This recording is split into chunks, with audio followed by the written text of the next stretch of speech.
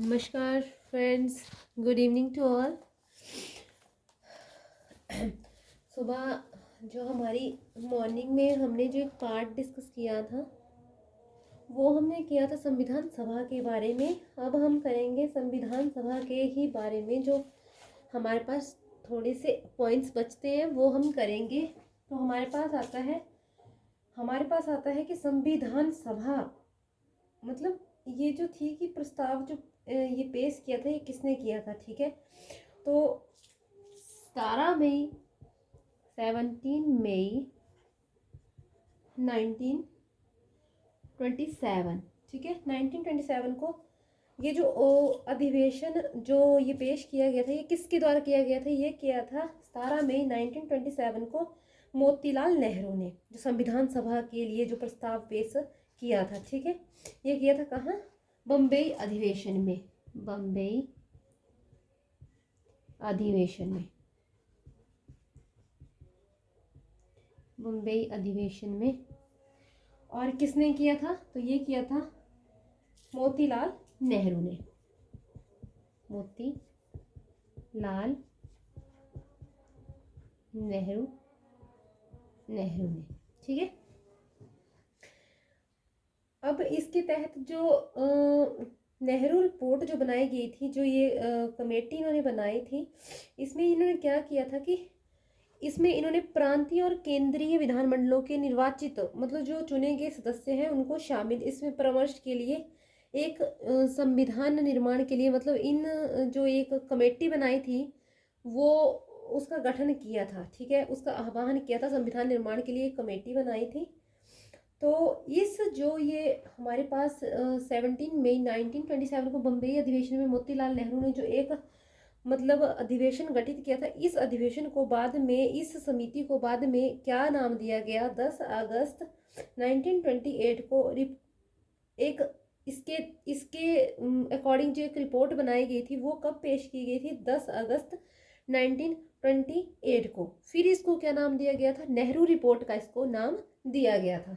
तो कब की गई थी? तो यहाँ अगर आपके पास ऐसा क्वेश्चन आता है कि नेहरू रिपोर्ट कब पेश की गई थी, तो वो की गई थी 10 अगस्त 1928 को। 10 अगस्त 1928 को नेहरू रिपोर्ट, ठीक है, नेहरू रिपोर्ट पेश की गई थी। ठीक है, तो हमारे पास क्या है कि 17 मई 1927 को मोतीलाल नेहरू की अध्यक्षता में बम्बई में एक अधिवेशन हुआ। और जो अधिवेशन बाद में उस अधिवेशन को जो अध्यक्षता है वो मोतीलाल नेहरू ने की थी। और फिर जब ये रिपोर्ट बनकर तैयार हो गई तो उस रिपोर्ट को क्या नाम दिया गया? नेहरू रिपोर्ट का नाम दिया गया। और नेहरू रिपोर्ट जो है पेश कब की गई थी? तो ये की गई थी 10 अगस्त 1928 को। ठीक है, नेक्स्ट हमारे पास आता है कि सर्वप्रथम संविधान सभा का मतलब विचार किसके मन में आया था। आपसे ये भी क्वेश्चन पूछा जा सकता है कि संविधान सभा के निर्माण के लिए सर्वप्रथम जो विचार आया था वो किसके मन में आया था। तो वो किसके मन में आया था? वो आया था स्वराज पार्टी ने ये एक विचार दिया था कि एक संविधान सभा होनी चाहिए। देश को मतलब देश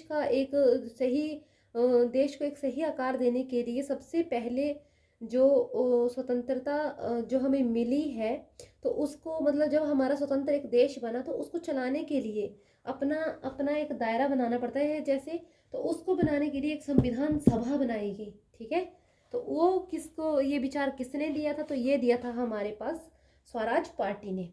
ठीक है, क्वेश्चन पूछा जा सकता है कि सर्वप्रथम जो संविधान सभा का विचार था वो किसने दिया? तो वो दिया था स्वराज पार्टी ने 1934 में। 1934 में स्वराज पार्टी ने विचार दिया संविधान सभा का। ठीक है, इस वन फिर क्या हुआ हमारे पास संविधान सभा के मतलब जो इस संविधान सभा को बनाने में कितना टाइम लगा था संविधान सभा का निर्माण करने के लिए? तो संविधान के निर्माण में संविधान को, मतलब संविधान का निर्माण करने के लिए संविधान सभा, जो कुछ सदस्यों की जो कमेटी, एक सभा तैयार की गई थी, तो उसको कितना टाइम लगा था संविधान को बनाने में, तो वो हमारे पास लगा था 2 वर्ष। 2 वर्ष 2 वर्ष 11 महीने 18 दिन। ठीक है, ये हमारे पास संविधान निर्माण में लगने वाला समय है। आपसे क्वेश्चन पूछा जाएगा कि संविधान निर्माण के लिए कितना समय लगा था संविधान सभा को, तो वो लगा था आपके पास 2 वर्ष 11 महीने और 18 दिन,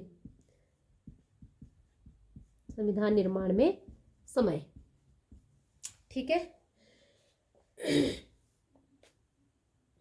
ये हमारे पास हो गया। और एक हमारे पास आता है उद्देश्य प्रस्ताव।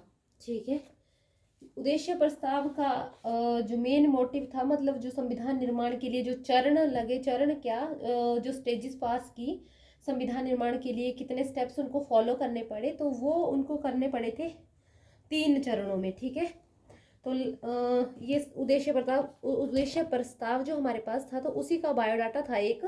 और ये जो उद्देश्य प्रस्ताव था, ये किसने किया था? ये किया था पंडित जवाहरलाल नेहरू ने संविधान सभा में पेश। ठीक है, उद्देश्य प्रस्ताव किसने किया था? उद्देश्य प्रस्ताव, इसमें उद्देश्य लिखे गए थे कि संविधान सभा में क्या क्या चीजें होनी चाहिए, क्या क्या होना चाहिए। ठीक है,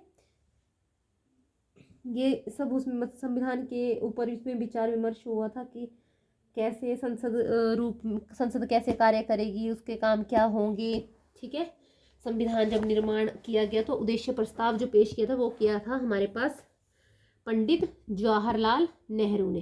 पंडित जवाहरलाल नेहरू ने। ठीक है, और कब किया था ये? तो उद्देश्य प्रस्ताव जो पेश किया था वो किया था 13 दिसंबर 1946 में। ठीक है, और आपको वो दूसरे वाला लेक्चर, जो पहले वाले लेक्चर में मैंने बताया है कि 9 दिसंबर 1946 में, ठीक है, संविधान सभा की पहली बैठक हुई है और उसमें अस्थायी अध्यक्ष बनाया गया है डॉक्टर सच्चिदानंद सिन्हा को। और नेक्स्ट हमारे पास 11 दिसंबर 1946 को जो हमारे पास बैठक हुई थी, सेकंड बैठक, तो उसमें किसे बनाया गया था? उसमें परमानेंट जो अध्यक्ष बनाया गया था वो बनाया गया था डॉक्टर राजेंद्र प्रसाद को। ठीक है, नेक्स्ट जो ये हमारे पास इसमें प्रारूप समिति का गठन भी किया गया था। इसके बाद उद्देश्य प्रस्ताव के बाद जो है प्रारूप समिति का संगठन, मतलब गठन किया गया था। तो प्रारूप समिति का जो गठन किया गया था वो किया गया था 29 अगस्त 1947 को।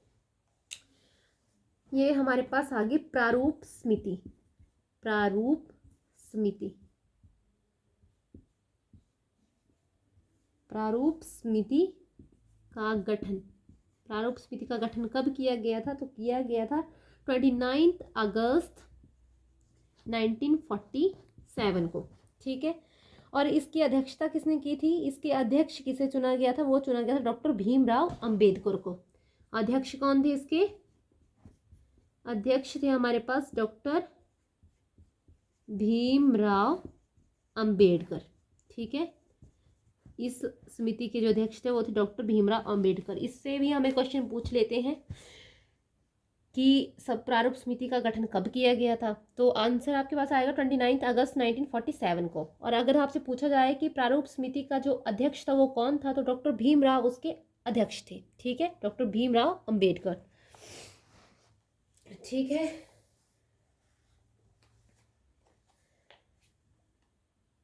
संविधान जब बनाया गया तो जो फर्स्ट संविधान का जो प्रारूप था, ठीक है, फर्स्ट जो हमारे पास संविधान का प्रारूप जो था वो हमारे पास कब पेश किया गया था? जब संविधान बनाया गया था। तो संविधान का पहला प्रारूप जो था, संविधान का पहला प्रारूप, ये कब, ये पहला प्रारूप जो हमारे पास पेश किया गया था वो किया गया था फरवरी 1948 को। ठीक है, फरवरी 1948 को। ये पेश किया गया था। और जो संविधान का मतलब ये जो पहला था ना, ये पहला प्रारूप पेश किया था, ठीक है। और जो संविधान मतलब संविधान के लिए जो संविधान का एक प्रस्ताव के किस प्रस्ताव के साथ ये प्रारंभ हुआ था, मतलब संविधान का जो संविधान के ये प्रारूप थे, स्टेप बाय स्टेप जैसे संविधान को बनाया गया, मतलब बैठकें हुई कैसे संविधान को इम्प्लीमेंट करना है, कौन सी डेट को इम्प्लीमेंट करना है, तो उसके रिगार्डिंग जो ये एक मतलब अंतिम इनका जो वाचन हुआ था, एक प्रस्ताव इनका पेश हुआ था, तो वो किस प्रस्ताव के साथ आरंभ हुआ था, ठीक है। तो वो हुआ था हमारे पास। आपसे क्वेश्चन कैसे पूछा जा सकता है, आपसे क्वेश्चन पूछा जा सकता है कि संविधान का जो प्रारूप था वो किस प्रस्ताव के साथ आरंभ हुआ था। तो हाँ, तो वो हमारे पास वो जो डॉक्टर भीमराव अंबेडकर ने हमें एक प्रस्ताव पेश किया था, तो उसके तहत ये आरंभ हुआ था संविधान का पहला। ये जो संविधान के प्रारूप थे ना, ये जो संविधान के प्रारूप थे, तो ये किस प्रस्ताव के साथ पेश हुए थे, तो ये हुए थे हमारे पास द कॉन्स्टिट्यूशन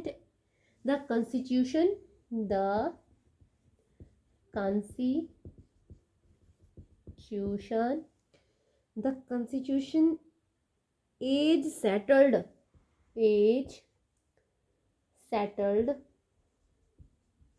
स्पेलिंग मिस्टेक होगी तो आप देख लीजिए, वैसे बुक आपको याद, ये प्रस्ताव आपको याद रहना चाहिए। सेटल्ड बाय द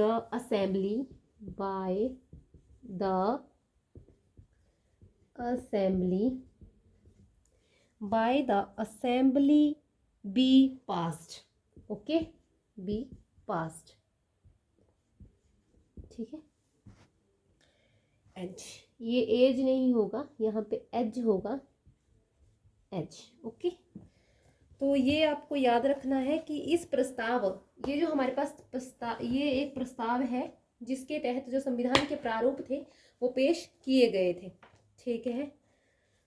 जो इस फिर अंत में क्या हुआ था, जो एंड में जब हमारे पास संविधान पूरी तरह से जो पेश किया गया था, संविधान सभा द्वारा जो संविधान का जो अंतिम प्रारूप था वो पेश किया गया था, तो वो इसी प्रस्ताव के तहत पेश किया गया था। तो कब किया गया था, तो संविधान सभा द्वारा 26 नवंबर 1949 को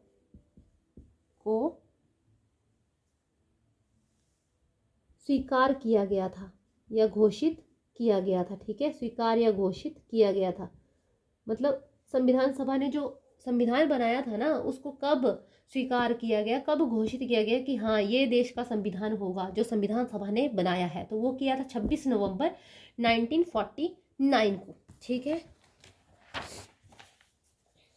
ये हो गया हमारे पास। संविधान सभा ने सिर्फ संविधान को निर्मित करने का ही काम नहीं किया है, मतलब संविधान का निर्माण ही नहीं किया है संविधान सभा ने, ओनली संविधान सभा ने कुछ और काम भी किए हैं, तो वो हमारे पास है। संविधान सभा ने क्या किया है, संविधान सभा ने 22 जुलाई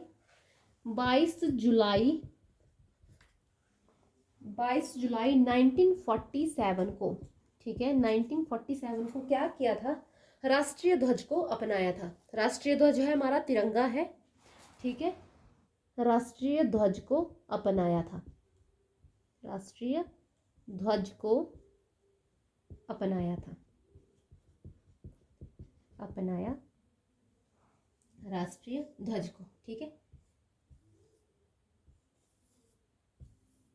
दिस इज आवर फ्लैग, राष्ट्रीय ध्वज को अपनाया था,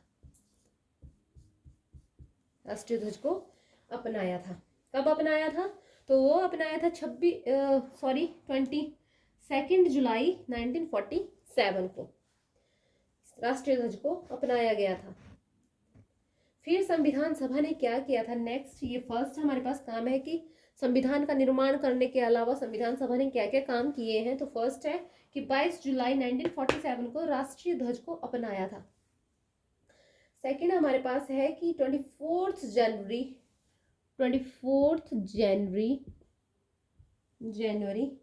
1950 को राष्ट्रीय गान को अपनाया था। राष्ट्रीय गान को अपनाया था। ठीक है, राष्ट्रीय गान को अपनाया था। तो राष्ट्रीय गान हमारे पास है जन गण मन वाला, जन गण मन। ठीक है, राष्ट्रीय गान और राष्ट्रीय गीत में कंफ्यूज नहीं होना है। जन गण मन हमारा राष्ट्रीय गान है। ठीक है, और ये किसने लिखा है? ये लिखा है रविंद्रनाथ टैगोर ने।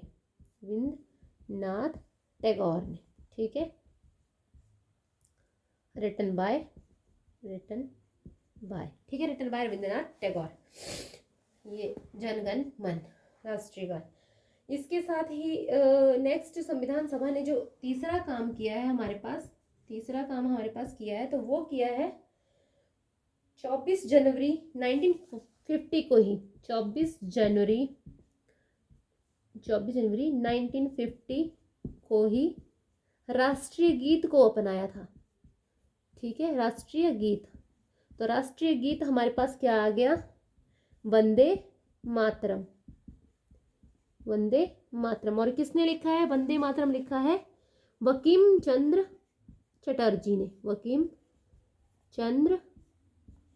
ने। ठीक है, ये हमारे पास लिखा है वंदे मातरम बंकिम चंद्र चटर्जी ने। और अपनाया कब गया था ये? 24 जनवरी 1950 को। ये सेम डेट है। 24 जनवरी 1950 को ही राष्ट्रीय गान और 24 जनवरी 1950 को ही राष्ट्रीय गीत को अपनाया गया था। और 24 जनवरी 1950 को ही चौथा काम क्या किया था संविधान सभा ने? 24 जनवरी 1950 को ही डॉक्टर राजेंद्र प्रसाद को भारत का प्रथम राष्ट्रपति, डॉक्टर राजेंद्र प्रसाद को स्वतंत्र भारत का प्रथम राष्ट्रपति घोषित किया। ठीक है, किया था।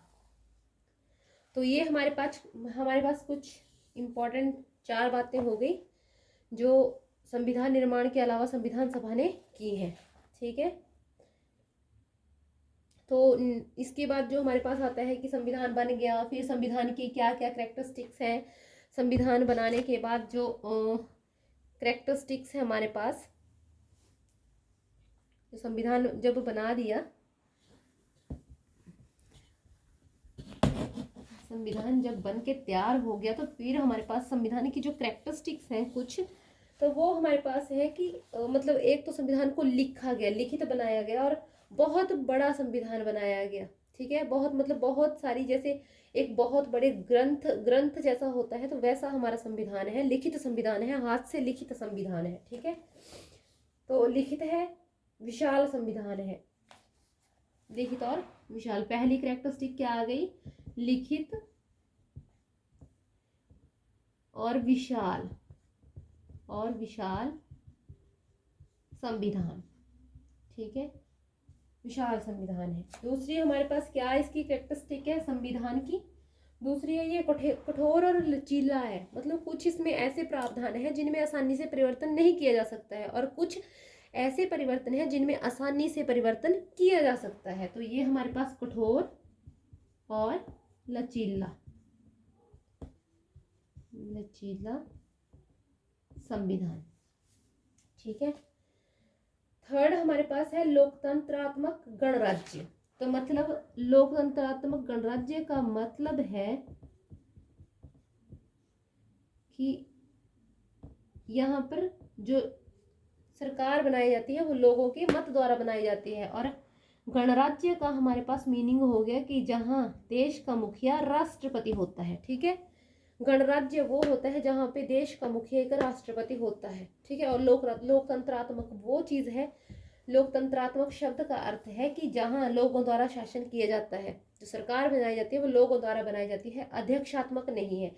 अध्यक्षात्मक का मतलब होता है कि जैसे वहां पे एक अध्यक्ष होता है। अध्यक्षात्मक प्रणाली जो है वो अमेरिका अमेरिका में पाई जाती है, लेकिन हमारे भारत में लोकतंत्रात्मक स्वतंत्र प्रणाली है, इसको फॉलो किया जाता है।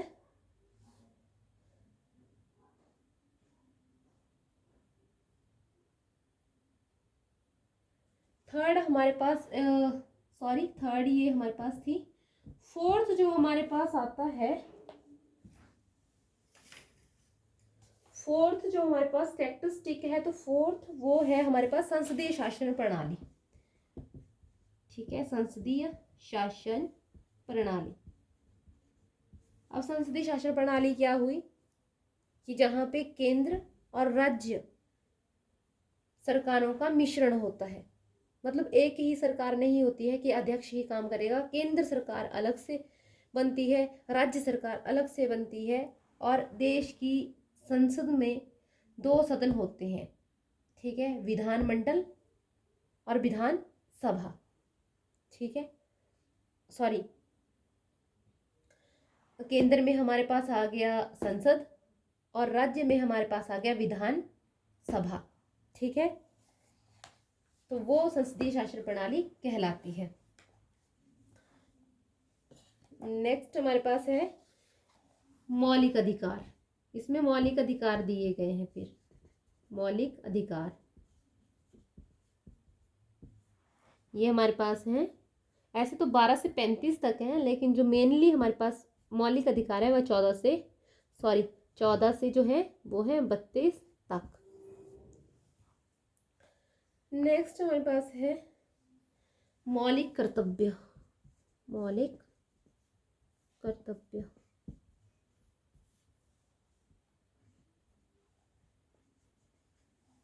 मौलिक कर्तव्य ये जो मौलिक अधिकार है ये भाग 3 में है, संविधान के भाग 3 में। और जो मौलिक कर्तव्य है ये संविधान के भाग 4 में है, 4A में।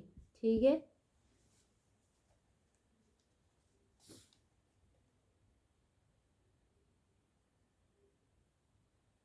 ठीक है।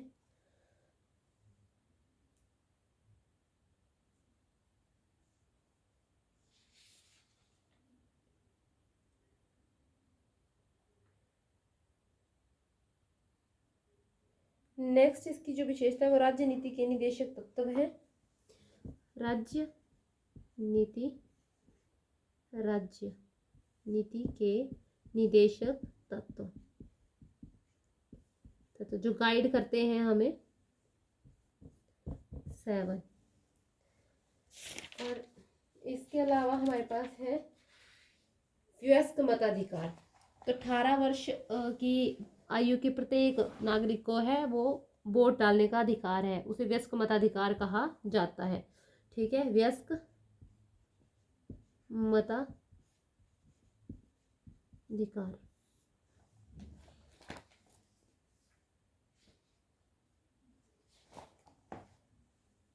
इसके साथ ही संविधान में क्या प्रावधान किया गया कि एक स्वतंत्र न्यायपालिका होगी, स्वतंत्र और निष्पक्ष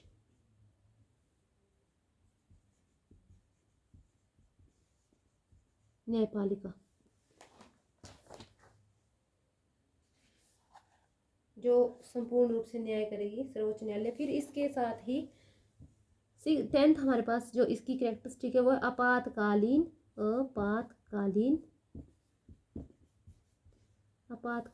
प्रावधान। ठीक है,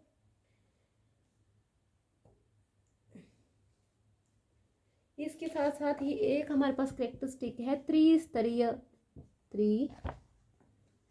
शासन। ठीक है, त्रिस्तरीय शासन का क्या अर्थ हुआ? त्रिस्तरीय शासन का जो हमारे पास अर्थ है वो है कि जैसे केंद्र में हमारे पास हो गई संसद और राज्य में हमारे पास हो गई विधान सभा। ठीक है, फिर जो त्रिस्तरीय, ये 2 प्रकार का हो गया ना, केंद्र में संसद और राज्य में हमारे पास आ गई विधानसभा। और जो हमारे पास थर्ड जो हमारे पास इस ढांचे में शामिल है वो हमारे पास है पंचायती राज।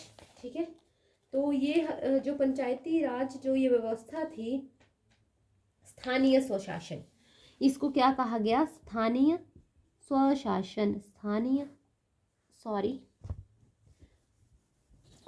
इसको क्या कहा गया? इसको कहा गया स्थानीय स्वशासन। इसको क्या कहा गया? स्थानीय स्वशासन। ठीक है, इसको स्थानीय स्वशासन कहा गया। और ये 1992 में 73 और 74th अमेंडमेंट, मतलब जो 73rd और 74th जो संशोधन हुआ उसमें त्रिस्तरीय स्वशासन का प्रावधान किया, जिसमें पंचायत व नगर पालिका नामक 2 स्थानीय स्वशासन व्यवस्थाओं का सृजन किया गया। मतलब 73वें संविधान के संशोधन द्वारा पंचायती राज और 74वें संविधानिक संशोधन द्वारा नगर पालिका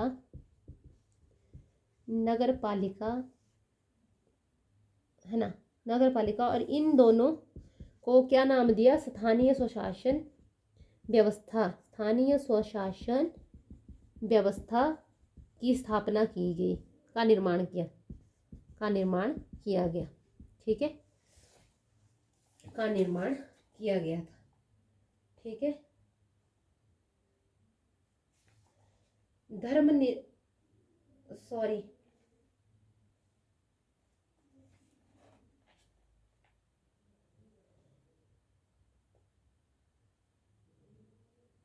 धर्मनिरपेक्ष राज्य।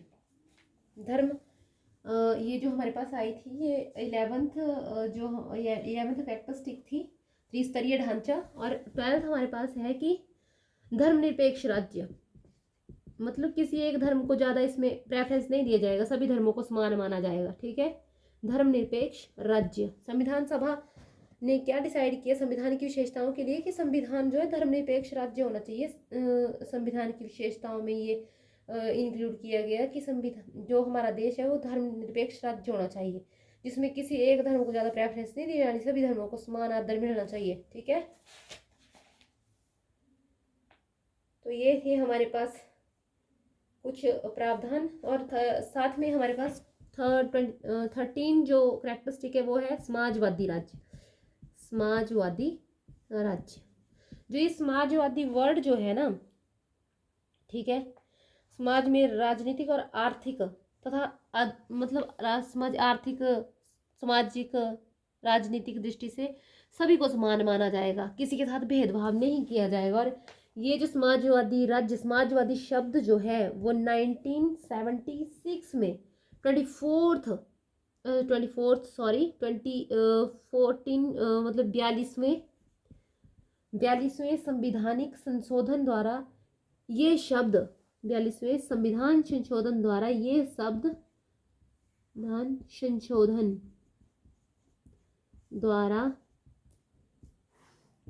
ये शब्द प्रस्तावना में जोड़े गए। ये शब्द प्रस्तावना में जोड़े गए। ठीक है, ये प्रस्तावना में जोड़े गए थे हमारे पास। इसी के साथ हम अपने टॉपिक को आज यहाँ पे विराम देते हैं। Thanks for watching. Please subscribe my channel and keep support. Thank you.